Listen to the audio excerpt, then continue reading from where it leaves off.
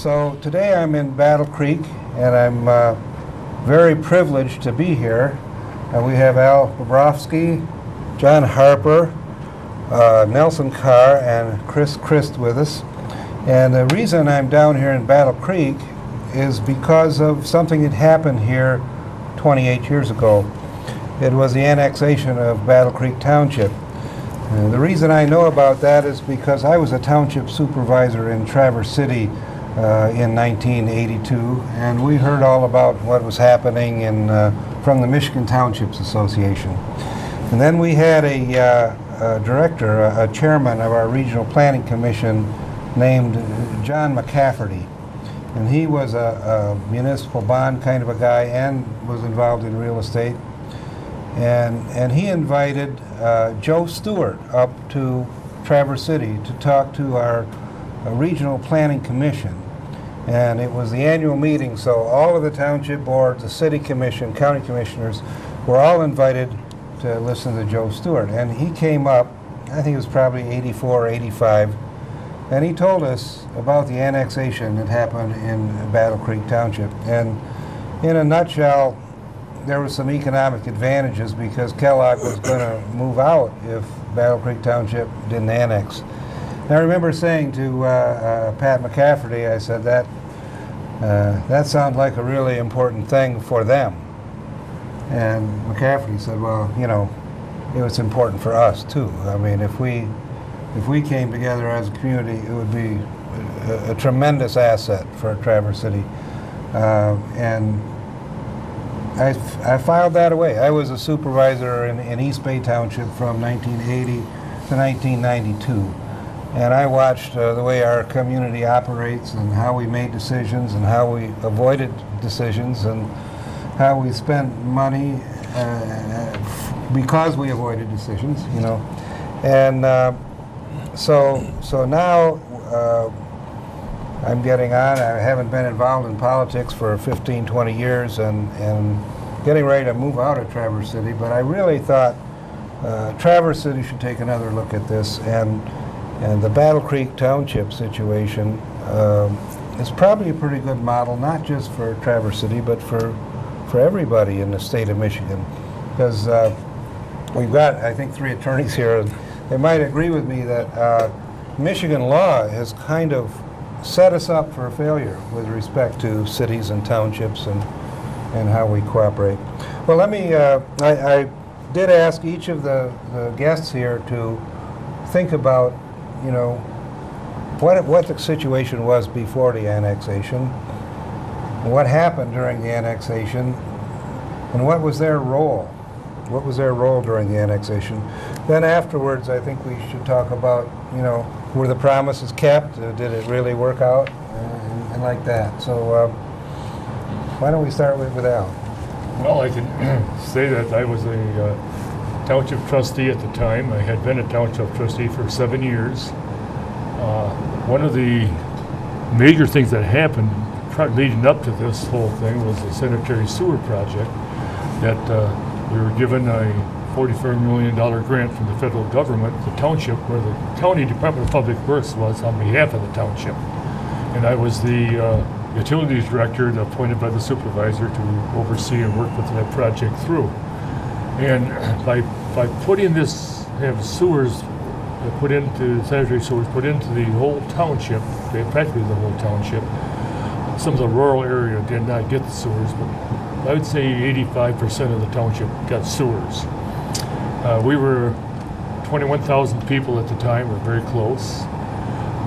We were operating on 1 mill of general township law plus 3. Now, what year was this? This was 1975 when I became a township trustee until 1982 when all this started to happen. Mm-hmm. But the sewer project started in 1977, and and I was appointed to the Department of Public Works for the county to represent our project, the largest project in the county, $44 million for the oversee the sanitary sewer project. Well, that made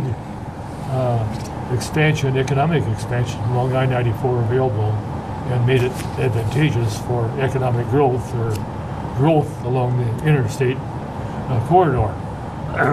And of course, there's all kinds of questions about the size of them. Well, the federal government requires sizing of that project for 20-year growth. We had to project 20-year growth in order to get the 90% funding of the money. Well, in order to do that, you had to figure on commercial growth. Well, later on, they entered into the picture, and I can remember Chris and I making a trip to Lansing with the supervisor of, or the chairman of the Department of Public Works, probably one of the most educational trips that Chris and I ever made as far as power politics, but we can talk about that later. The sewer project did make things available, but also made the township a little more progressive. We were approached by a property along I-94 to have a large mall built there, and that kind of brought the city's attention that here we are, a little township. How are we going to handle that? They're trying to have all the commercial growth, everything downtown. They say you're going to kill downtown and so forth. So that really was the talk leading up to this issue. So this was a classic city-township conflict. It was at that time, definitely so, no question about it. Like I say, I representing that project and oversaw it to completion. And once that got in, of course, then we had the economic, the mall developers and your big box stores. They were all approaching us. They all wanted to be part of the new project. I think a study was done at that time, and we found out about 80% of all of our commercial purchasing was done in either Kalamazoo, Lansing, Grand Rapids, Jackson, not in the Battle Creek area, because we had no large stores and so forth, just the downtown commercial. So with that in mind, that led up to an atmosphere of how we're going to handle our growth. In the meantime, as a township trustee, we had issues of keeping a full-time fire department, full-time, part-time fire department. We had a very good police department. Actually, they were very good for it as a township that we were able to provide. And the township residents supported us. We had several millages passed for public safety, 3 mills. And we renewed them each time with no problem at all. And so they support us. So we were operating on 4 mills, 3 for public safety and 1 mill for general township. And that was just becoming impossible. Our township hall was way too small. It was the old fire station for the township, and built in 1908. And just converted into a township hall, offices of clerk on one side and the treasurer on the other side. Supervisor's office was upstairs, and the planning department. And that's all we had, depending on the county for a lot of our services. Is that why you decided to annex to Battle Creek? Well, that was one of the reasons. But really, I had gone about a study. We did own some property that was given to the township some years before that. And I had did some looking into maybe possibly building a new township hall, and what it would cost us for what our needs were. Did this on my own, and with a little help from some of the other leaders, especially Chris, our consul. I worked with him on that, finding out what it would cost us to have a township hall that we really needed. So with that in mind, I said put those numbers together. And we would have had to go ahead and ask for about 3 more mills, which would have been a total of 7 mills to do that. And in doing that, that's pretty much what the city was going to have at that particular time. So then the issue came up about the malls, the downtown maybe being deserted because the malls would be built. They asked us to hold up on building a mall, try to hold up a developer. We were advised that you can't hold, you have to, when it comes to, they were zoned properly. How can you stop development if you're zoned for it? Interstate commercial. So the whole thing turned into a program where we had to go ahead and either make a decision, are we going to become a charter township? I have a supervisor that could oversee the project, a professional person, not an elected person. Our elected supervisor, had no real background in management, but he was a great guy, did the best he could. But we lacked the professionalism that we needed for a township of 21,000 people in running operate like a city. So we decided we wanted to become a charter township so we could level up to X number of millage, I believe it was 5 at the time, you could, for being a charter township. So that's the consideration we, the township board took on to become a charter township. And at that time, once we had just talked with that, decided to put it on the agenda, that pulled the trigger on a lot of activities after that I think John, Nelson, and Chris can all tell you about. But that's my involvement. My involvement then, of course, was directly involved as it went on. I did eventually, it didn't take it too much longer after the proposal was given to the ultimatum, that I felt that was the best thing to do. And I tried to put the advantage of becoming part of the city versus what I thought would cost us to stay independent. And I come out publicly saying we should go for the annexation. I was the first elected official to do so.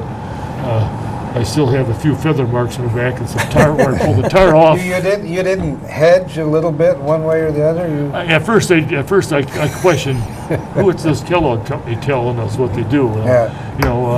But then I began to think about what it would really do, and I'll have to admit, my wife, being a local, born and raised in Battle Creek, she talked to me and encouraged me to look at the whole picture, what it would do in the future. And knowing that the human resources, the basic strength of human resources that the city needed, lived in the township. Kind of more upscale a little bit, I would say, be point blank. And but the city had the industrial, had the financial structure to operate. They had the planning department, they had the engineering, they had all the facilities, everything you needed to operate, which we didn't have in a way that would go. But the main thing was, as I looked at, and having worked with Battle Creek Unlimited, which was just been formed not too long at that time, as Economic Development City of Battle Creek, they asked 2 of us township trustees to serve on their advisory committee, and I was one of them, that this would really help economic growth.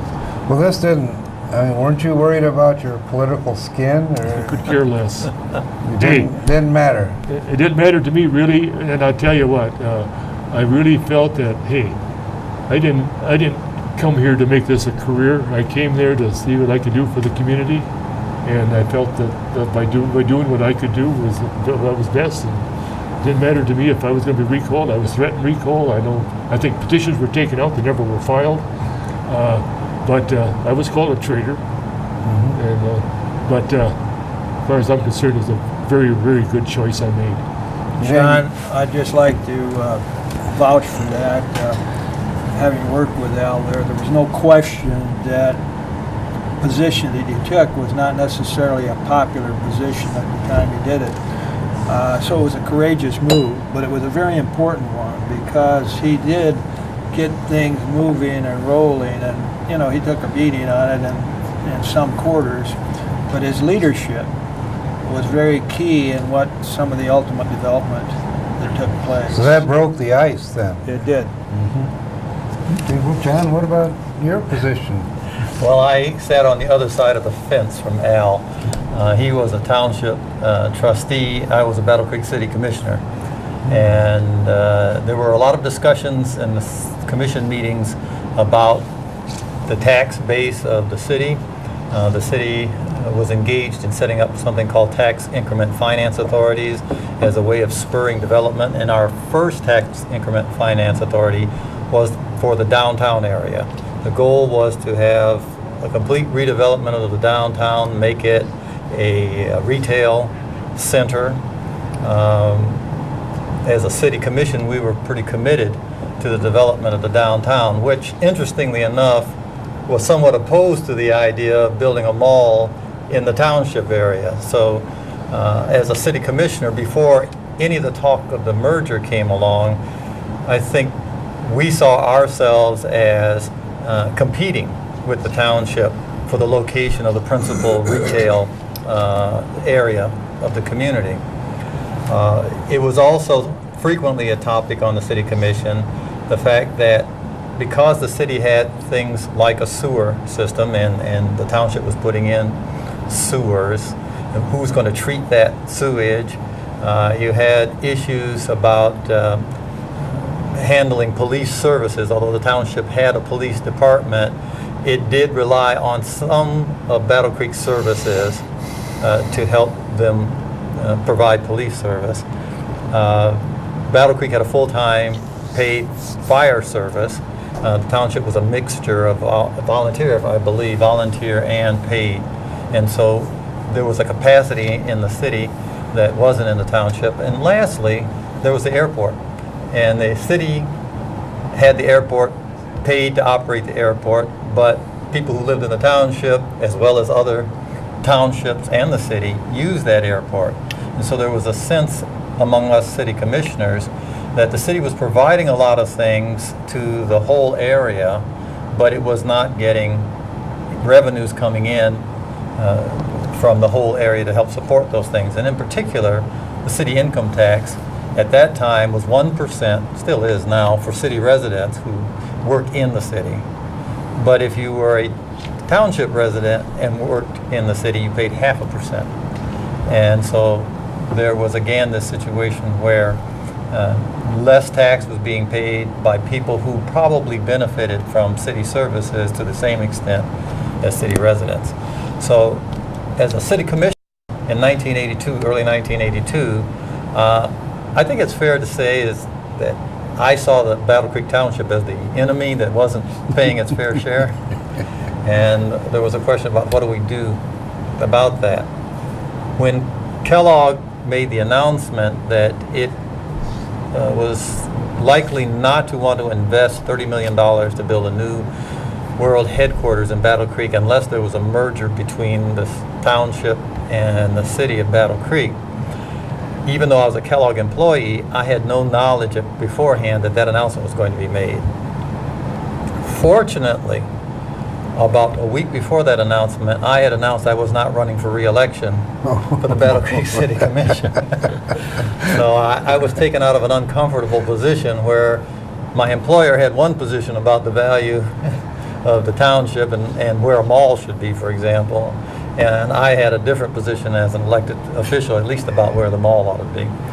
So that was my status at the time things got started. And leaving the City Commission allowed me to align my thinking differently and more productively as far as my employer was concerned.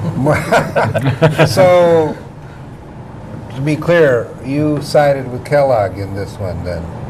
After I resigned from the City Commission, yes, sir. I saw the flag go up and I was prepared to salute. Okay, great. Nelson, what was your role here? I was a relatively new addition to Battle Creek, having moved here in 1977 after I graduated from law school and joined the Vandervoort and Christian Fisher law firm. And fortunately for me, the firm represented Battle Creek Township at the time in 1977, and so I was able to get involved in doing township-related work almost from the beginning. So mostly riding along with Chris, I was able to be a part of the township board meetings, not only with the sewer project that Al Bobrovsky referred to, but the development of the possibilities of regional malls along what is now Beckley Road, and then had the privilege of sitting in on that meeting on May 26, 1982, when William Lamoth, the chair of the Kellogg Company, made that announcement that the company was ready to build a new world headquarters, but it wasn't ready to do it in Battle Creek unless the city and township came together as a unit of government. And even though our law firm stood to lose a major client if the annexation occurred, Chris, our partner Jim Fisher, others in the firm, we were all fervent supporters of the idea because we knew that it was good for Battle Creek, that losing the Kellogg Company headquarters talent, if it didn't stay in Battle Creek, would be devastating for the area. So I had the opportunity to observe and play a small role in some of the legal machinations that resulted in a successful appeal to the township voters through any number of efforts, including the Truth Squad that Press Cool helped put together in June, and Chuck Seifert was a major part of, and get convincing the township voters to support this. But it was a very controversial thing, as Al Bobrovsky has said earlier, and I think the vote ultimately, when it occurred in November, was 60-40 or so in the township and 85-15 or so in the city. There were many twists and turns in the process to getting to that vote, but it was a good thing for the city then, and it's been a good thing since. I'm just curious. Nelson, you might mention that your law firm, I think every one of your law firm lived in the township at the time. Yes, that's correct. That's correct. I just happened to think about that just now. All of the attorneys, maybe with one exception, Millard. Yeah, that's right. Yeah. But all of the attorneys lived in Battle Creek Township, but all of them were supporters. But just considering it was a large client, suppose Kellogg wasn't going to move out, would you still have taken that position, do you think? Well, of course we would have, because it was good for the community. Okay. Well, Chris, what was your role there? Is he a politician running for office? I was township attorney at the time, and had a role in that regard with regard to some of the incidents that came up. But preceding the 1982 statement by Lamoth, and going back several years, my brother Peter was heavily involved in the community and trying to unify the townships and the city. As a matter of fact, there were a couple of efforts made to have a consolidation rather than an annexation because of the implications, the economic implications, some of the things that Al has talked about as to what it would mean for the city, the growth, the potential, the economic benefits, and so many things that were synergistic. So there were a couple of votes on unification, and we had even, I can't remember the name of the individual at Post General Foods who was very instrumental in one. Lambier? Well, Lambier was behind it, but there was a fella, one of the vice presidents, that whose name I can't remember at the moment, who was very active. Not Bob Coach, was it? No. Okay. In trying to bring about the consolidation. There was a very critical vote, and 3 of the townships rejected it, and Battle Creek Township and the city approved it, but because you had to have all of them involved, that went down. We learned that part of the issue, and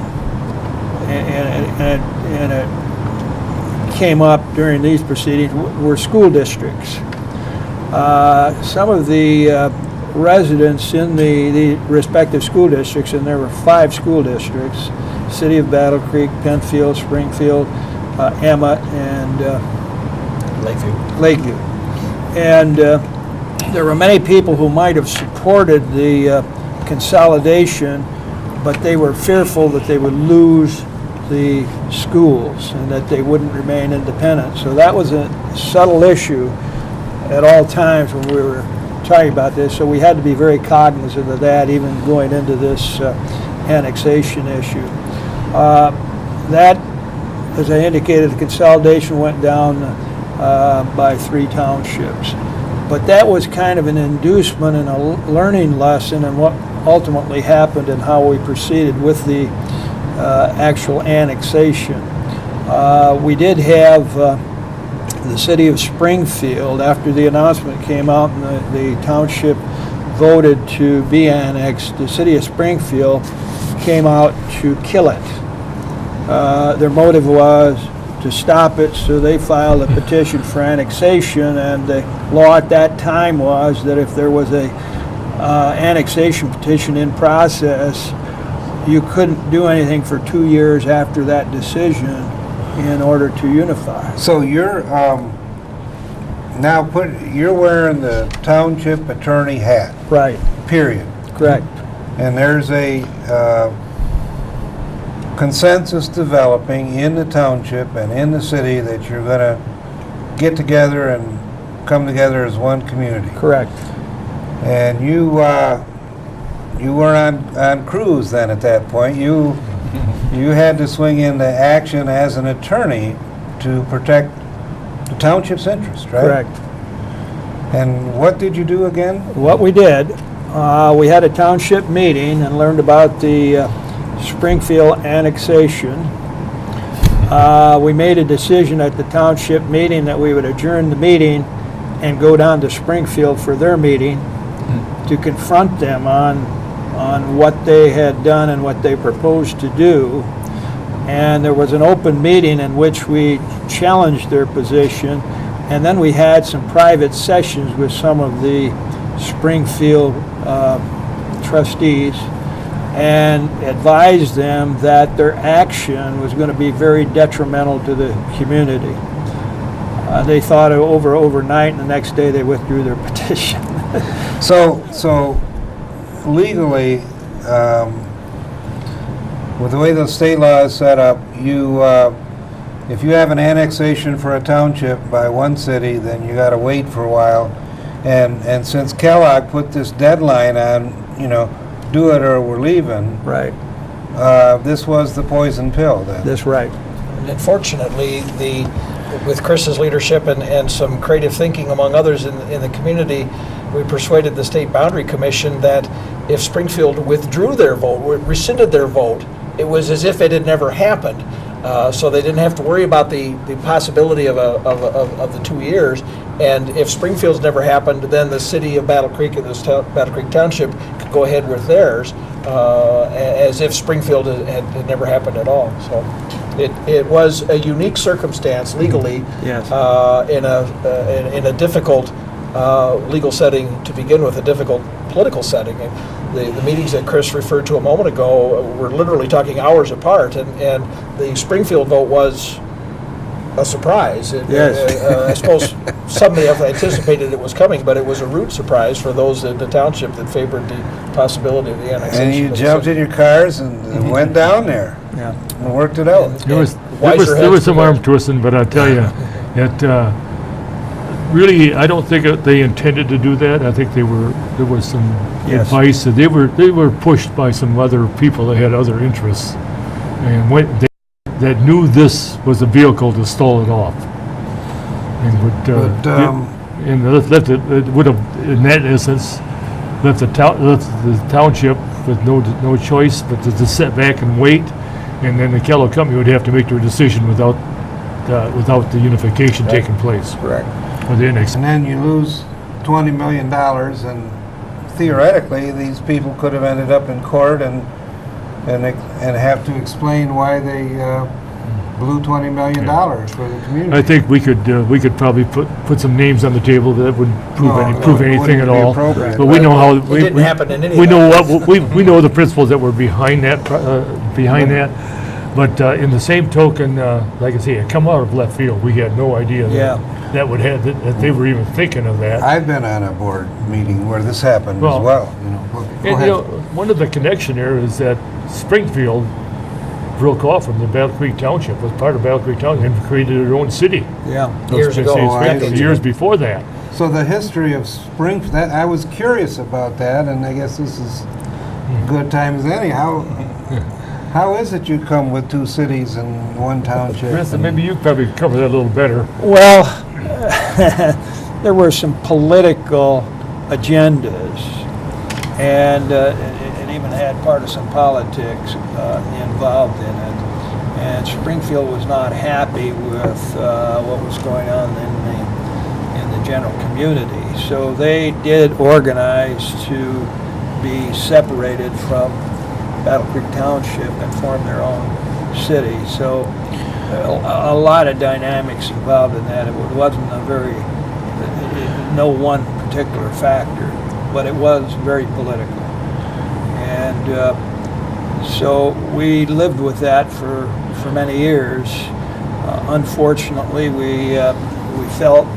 fortunately, we felt that it was really a block to area consolidation, economic development, and all, but there was no way of correcting it. So, But that's not the way Springfield, they had more powers as a city than they were as part of a township, right? Correct. So, They But kind of separated off by school district. They didn't have a Springfield school district, and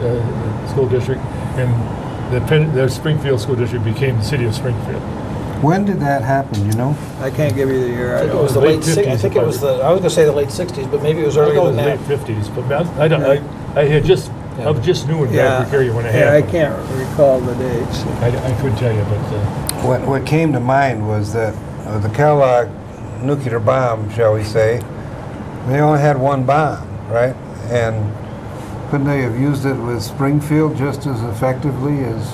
Well, I think that the Kellogg Company realized, and Al alluded to this earlier, that among the local units of government at that time, City of Battle Creek Township, Emmett Township, Penfield Township, Leroy Township, Bedford Township, City of Springfield, the two closest in economic power were Battle Creek City and Battle Creek Township.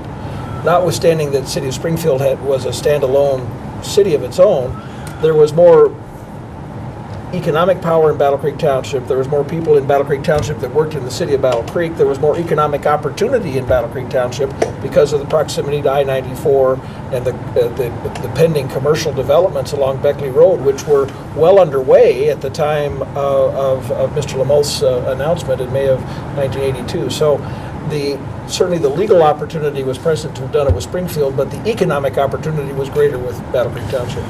Okay. Someone correct me if I got this wrong. There's also a different issue of two cities are Yes. going to come together Yeah. versus a city annexing a township. Yeah. And so you would come under a different provision Correct. of state law for two cities coming together. And I think the Oh. goal was not to get into the question of what would you have to do for two cities to come together. Right. But Nelson hit the key there. The city of Battle Creek was where commercial development was, the industries and all, and the township where the leadership came from that worked in, led those particular entities. And so the thought was, let's get that leadership within the city. Okay. I think working together, whatever they amounted to. But one of the things that I always look back on and think about is that the city itself could do more things as a city way the Michigan law allows them to do. And we as a township are trying to operate as a city but under township law and with township finances.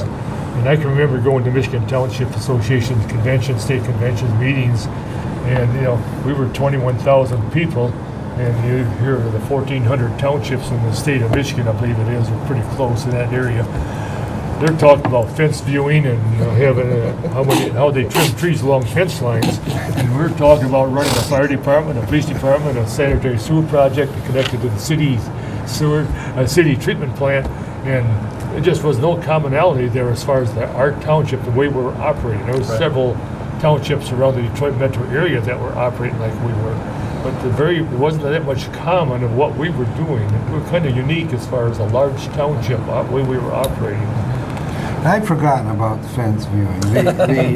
That was your only responsibility as a trustee, wasn't it? That you were the official fence viewers? Well, no, the supervisor was the fence viewer. I thought he was the one that counted the dogs. Well, you should know you were township supervisor Well, for 10 years. Yeah. That was, I didn't count the dogs. We got the county to do that. But frankly, our economic opportunities, which was all commercial basically, very little industrial at all in the township. So everything we had to offer was too commercial. And of course, the developers were coming to town with the golden opportunity. The golden egg is there for them. The I-94, the interstate, the two interexchanges leading to all the property that they had all coming here and buying up. So it wasn't. We had a mall develop. We had two mall developers fighting. Oh. They have property across the street from each other, and I mean, they come to us, and I have Bud says, I have Sears signed up with me, and the other one would come the next week, and he says, I have them signed up. So they were fighting amongst who was the first one to build them all too. And of course, that's a big deal to the township to have a large Well, mall. and people were getting sued. Townships were getting sued for confiscating private property if they unreasonably delayed development. We didn't have that problem, fortunately. The township did a good job with the zoning issues, and were able to hold the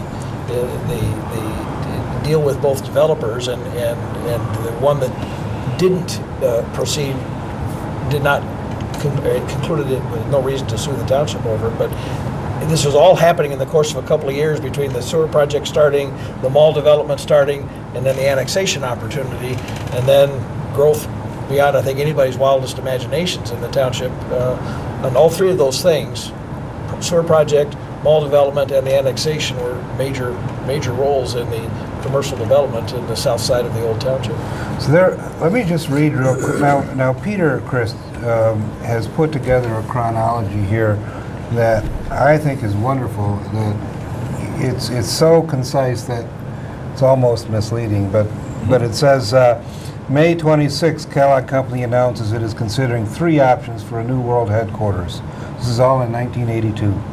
Kellogg indicates that building in Battle Creek area would not be a good investment for the company unless Battle Creek Township and the City of Battle Creek merge their governmental units.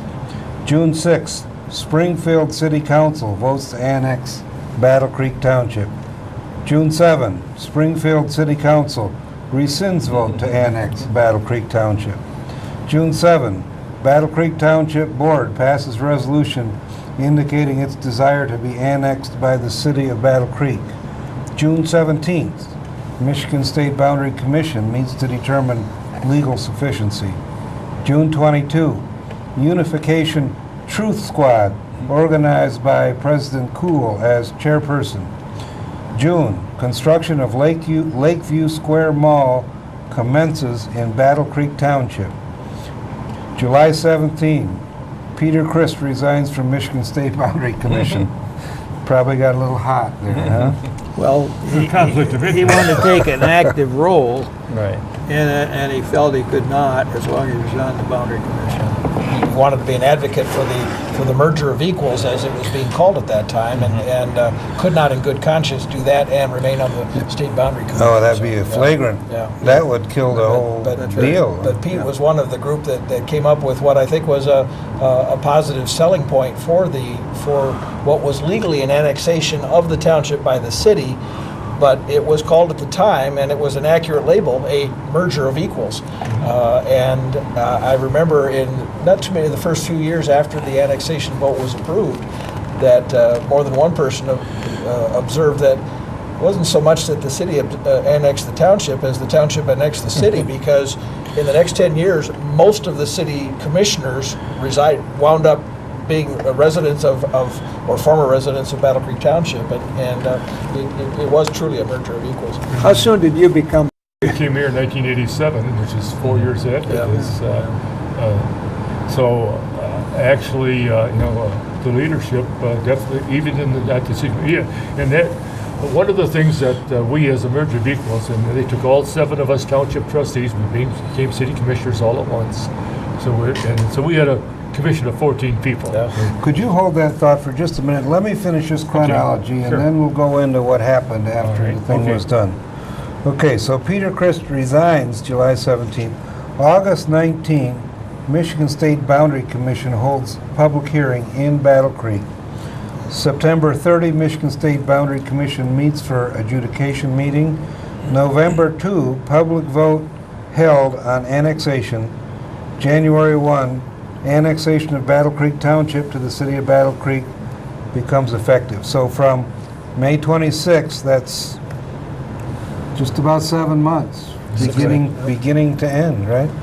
But I think the selling point for an awful lot of us, especially other township trustee members, was the merger of equals.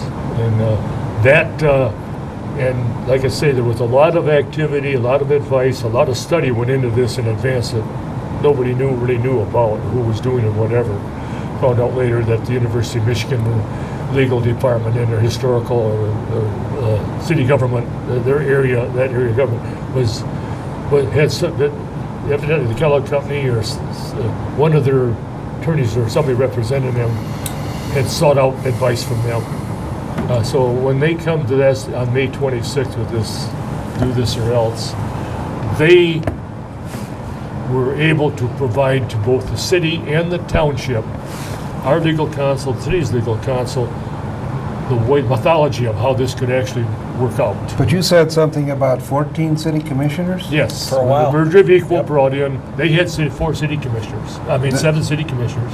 We had 7 township trustees, counting the supervisor. We became all city commissioners at once on January 1st of 1983. So it was very bulky because you had 3 of the 4 township trustees originally were against the annexation. 2 of them remained against it all the way.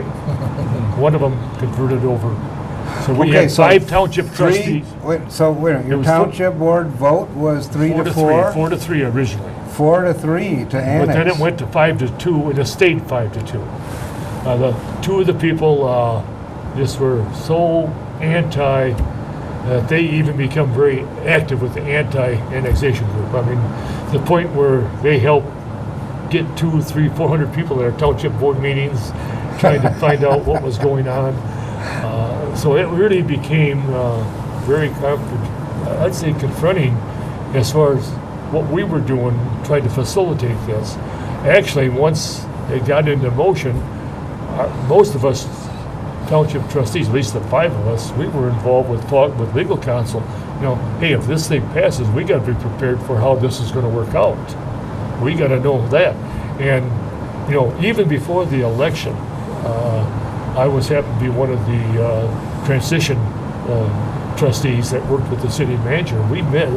Chris set up meetings with the city manager with 2 of us, 3 of us really. Dale Snyder, whose son happened to be running for governor right now. Oh, that's right. Oh, for heaven's sake. He was a township trustee, Dale Snyder, and Ralph Metcalf, myself. And so we met with the city manager, and Chris was right there with us, talking about, you know, if this happens, how we're going to make this all work out. Well, now you had your own utility department as a township, right? Well, we had a water department, and they oversaw the sewers too. We had our own water system, but our only water system, maybe I would say 4,000 properties versus the 21,000, 20,000 properties in the township.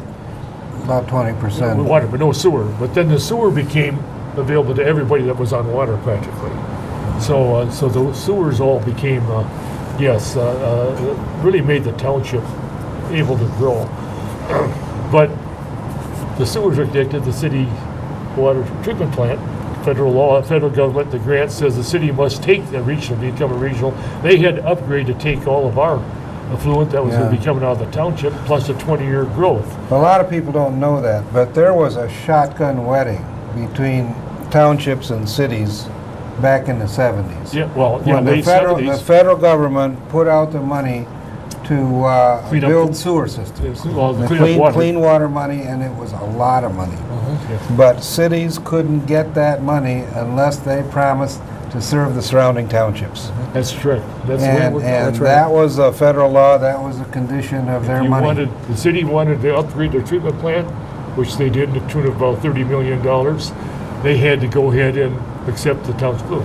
We had to go ahead and to have build our project, we had to have an agreement with the city. We created a sewer authority, which Chris helped create, and we had an authority that was actually going to run the sewer treatment plant. So but the city and the township, neither one of you could get that, it was 80-20 money, right? That's correct. 80% paid by the federal, 20% by the Like I think locals. 15 state and 5 local, if I recall. Oh, 5 yeah. local, okay. Okay, so in order for the townships to build sewers at 5 cents on the dollar, or the city to get that money, they had to cooperate with each other. Yeah. And, What an annoying and law. frankly, you know? Battle Creek and Battle Creek Township, we were very cooperative in that sewer project, basically. Yes. There was not a confrontation, there wasn't no, we're going to limit you to this or that. That worked out very well between the city, and so that kind of eased knowing the transition, if this annexation issue passed, that things could be worked out. But my question was, the city people, the utility department didn't know where the sewers were buried or anything. You had a staff. Did they all keep their jobs? Yes. Did everybody? Every employee that the township had was also merged with the city. That was a part of the merging of equals issue. They're all given jobs. All the police departments, the two police departments got together and worked out their agreement. The fire department got together, worked out their agreement. Our utilities people, one of them left. He just retired. He was a retired military person to start with that was in charge of our water. He retired at the merger time, but everybody else, including the employees of the Treasury Department, the Clerks Department, they all were absorbed into the city, and nobody lost a job over this at all. And that was really critical. Yeah, there was creativity, very forward-looking, recognizing these kinds of issues of employment and all, but the results were just unbelievable. They were very positive, very helpful, and it did, nobody ever resented the results of it. While we're on it, we can't say enough for Bill LaMoth. That's right. As the one that announced the position of Kellogg, certainly their board of trustees the directors had to approve it, but Kellogg Company took a great leadership role after the vote in providing some benefits to the community immediately. One was the tax issue that they provided, that whatever savings they might have had in taxes went into a fund for the benefit of the community, that it really it was recognizing the reasoning for getting together, and the results were very That one still exists. Nelson, that I think was one of the key persuasion points for the annexation was the city of Battle Creek millage was up here and the Battle Creek Township millage was down here, so there needed to be some equalizing in some senses. So Battle Creek Township was almost undoubtedly going to have to pay more, and folks in the city were going to have the opportunity to pay less. And the Kellogg Company led the charge to say, we will take our savings and we will put it into this economic development fund that Chris referred to. And the company and others in town put together an effort to try to persuade other community businesses and leaders to make the same commitment, to commit their savings to that fund. And that fund is tens of millions of dollars into it, and the growth in the years, and it is still being used by the city and by Battle Creek Unlimited for economic development here in town. Well, we're all pretty savvy on this subject, as to how the taxes and all this works, but we should back up and explain what happens. There's an annexation, and I was looking for the millages. We have another document from an individual named Linda Ann Polk did a study at U of M, and she studied this back in 1983, did a graduate study of what happened. And I think it's on page 3 of it. she compiled this information for everybody. City's millage rate was 16.3, while the township was 5.4 Nice. on page 3. So it's about three times as much. And so the millage is being higher in the city, lower in the township. What was it afterwards? I think it came to about 7.65. I was going to say more like 9, but it was, and what I can't remember now, and I wonder if John or Al or Chris, if you do, did the city commission, Battle Creek City Commission, make a commitment before the November vote rate would be? Yeah, 10.8. They set a maximum. Yeah, they set it at a maximum so that people going into the vote would know, if the annexation occurs, here's what the millage will be. It wouldn't be as high as it could have been with the city, obviously was going to go up from where the township was. So So I think that was helpful with the vote as well. The law allowed up, what, 15% or 15 mils or something, or I think, well, a home rule city, I think could 18 Yeah, was the maximum. 18. So, They were leveling 16.3. so they were levying 16.3, and then they changed the charter or something prior to the vote? No, after No. the vote. Well, you Oh, change changed the charter. Yeah, the charter, yes. So the charter was the village. changed, so people knew that if they came into this new animal, that it would be, A maximum of 10.8. okay, and then, That would be the ceiling for, Right. but there again, it was it was from a 16.3 in the city's people and the businesses down to 10.8, but the township was going from 5.4 to 10.8. We were doubling our, Yeah. I see. ours. And 68% of the people in the township voted yes to raise mine, plus a 0.5%. on income taxes as Well, well. 1% then if they became a city, if you, Yeah, yeah. For a lot of people, it was a real steep increase, but Probably Right. three-fourths of the township people worked in the city. so yeah. therefore they went to 1% income tax also. okay, so there was an income tax in effect in the city of Battle Creek. If you worked and lived in Battle Creek, 1% of your income Right. went to the city. If you lived outside the city, 0.5%. Correct. Right. They collected that from every employer before the The employee city was act. collecting that 0.5%. Yeah, from all before township it left the residents. town. Came out of payroll taxes. Yeah. So when a township voted to go into that, they literally doubled their property tax And double their income and tax. doubled their income tax. But, back then it was maybe 50 mils total for school and city, and Yeah, probably in that between neighborhood, 40 and yeah. 50 mils, I Maybe think. a little bit more, but about that. But so it really, the tax bill didn't go up 50%. It went up Correct. maybe 15% Correct, or yes. 10 or That's a good point. 15%. So. Yeah. So it wasn't that big of a jump in their total tax bill. But the attitude towards higher taxes at that time is the same as it is today. Yeah. So let's not get away that it wasn't a major issue. I Yeah. think what's really important is how the various reasons to vote against the merger or the annexation were systematically addressed in this whole process. This tax issue, what's going to happen to all the savings that Battle Creek residents and businesses are going to experience, that was addressed. Kellogg Company took a leadership position on it, and people in the township got a chance to see that the city was going to make some sacrifice tax-wise to this merger. But the question about how much is it going to cost a Battle Creek Township resident if they vote yes, there are all kinds of charts that allow people to figure out exactly what their tax change would be if they voted. And that was important because it made concrete what otherwise would be subject to wild speculation.